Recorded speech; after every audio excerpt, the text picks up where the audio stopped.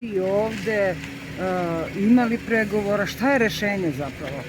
Pa evo, mi smo danas izašli da porazgovaramo i da se dogovorimo sa udruženjem Ne dišemo duboko, da pokušamo da napravimo zajednički dogovor sa njima, ali kao što ste se sami uverili i videli, apsolutno do nikakvog dogovora nije došlo.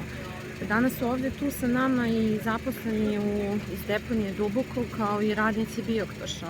Ukoliko ne bude više deponovano smeće u regionalnu deponiju Duboko, znači danas 83 porodice ostaju bez primanja, odnosno 83 radnika koji su zaposleni u deponiji Duboko će ostati na ulici, kao i sve njihovi ostali vezano za njihove porodice se sada dovodi tako pitanje šta dalje i kako. Ponudili smo rešenje i ne vidimo razlog zašto i iz kog razloga su i mogli i juče i pre mesec dana da deponujemo ovde smeće sa teritorije grada Užica.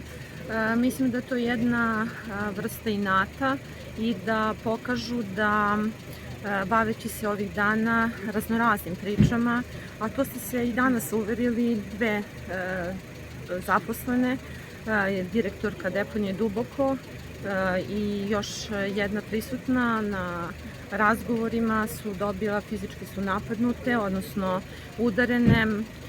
Tu su na raznorazne načine sam i ja vređana, pljuvana i ostalo, ali to su oni. Ne želim da komentarišem, ali mislim da građani Užica treba da znaju da ukoliko se ne bude deponovalo smeće na deponiju Duboko, u narednim danima nastaće kolaps u gradu.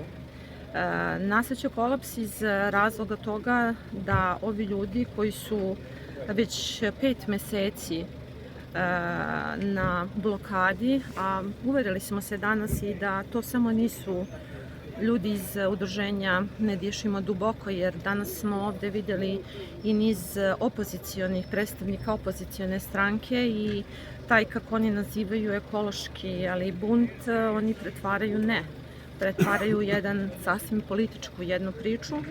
Ono što želim da kažem, između ostalog, da smo mi u proceduri, odnosno deponija Duboko, da do januara meseca ispoštuje sve ono što je potrebno, da deponija Duboko radi i da svi osnivači mogu transportovati i deponovati smeće na deponiju Duboko.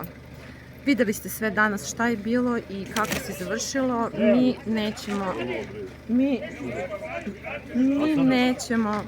nećemo otići odavde dok ne rešimo ovaj problem, odnosno dok ne pokušamo do kraja da sa njima nađemo neki zajednički dogovor. Hvala. Tu.